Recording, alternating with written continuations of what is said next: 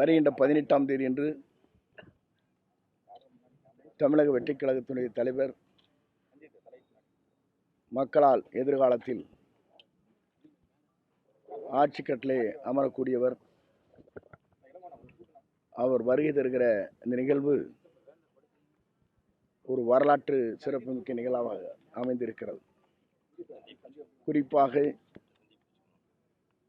காவல்துறை என்னென்ன வேண்டுகோள் வைத்தார்களோ அதை காட்டிலும் கூடுதலாக பாதுகாப்பு அரண்கள் அமைக்கப்பட்டிருக்கிறது. வந்து செல்கின்றவர்களுக்கு தனியாக பாஸோ அல்லது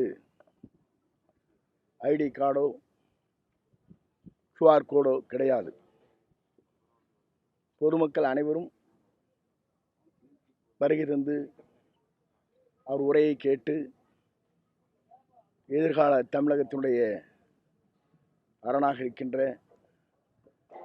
ஆட்சி கட்டிலே அமரப்போகிற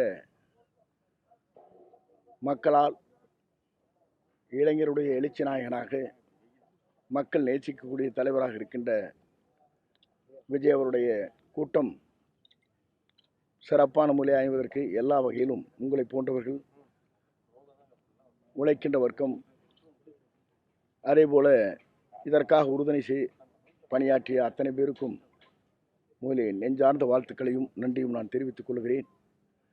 நம்முடைய மாவட்டத்தில் மட்டும்தான் பத்திரிகையாளராக இருந்தாலும் சரி, பொதுமக்களாக இருந்தாலும் அருகாமையில் இருக்கின்ற ஒவ்வொருவரும் தன்னலம் கருதாது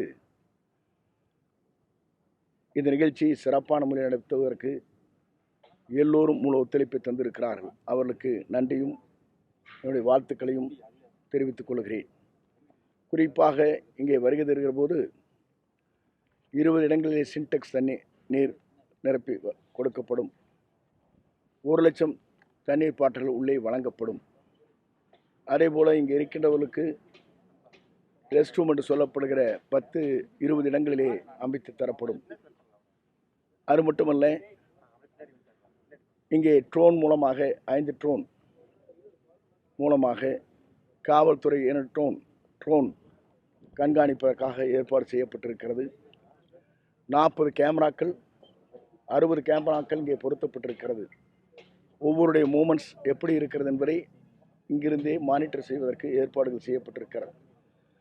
அது மட்டுமல்ல, வருகின்றவர்களுக்கு உடனுக்குடன் நிவாரணப் பணியை ஆற்றுவதற்கு வாக்கி டாக்கியில் 60 பேருக்கு வழங்கப்பட இருக்கிறது. அதிலே 10 வாக்கி டாக்கிகள் நம்முடைய 14 ஆம்புலன்ஸ்,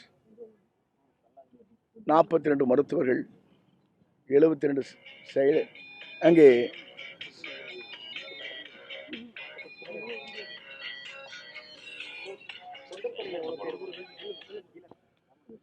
செவிலியர்கள் இங்கே வர இருக்கிறார்கள்.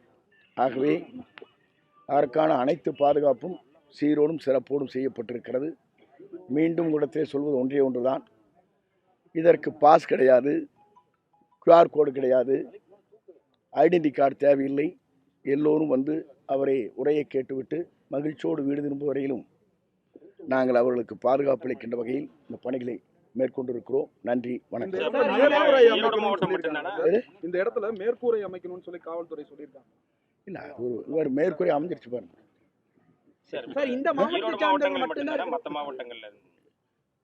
குறிப்பாக ஈரோடு மாவட்டத்தை சார்ந்தவர்கள் தான் இந்த நிகழ்ச்சியிலே கலந்து கொள்கிறார்கள்.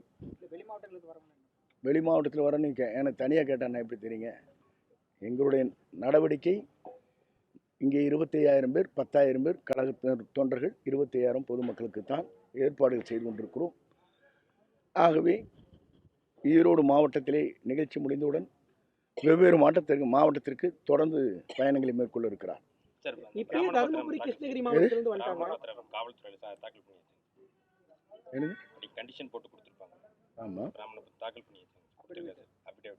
அது யாரு என்ன வழின்னு சொல்றாங்க?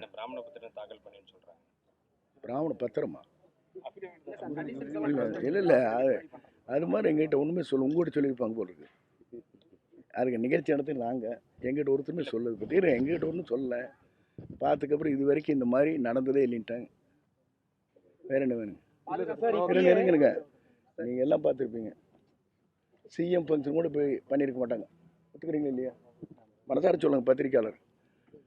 ஆமான்னு ஒருத்தன் சொல்லியே.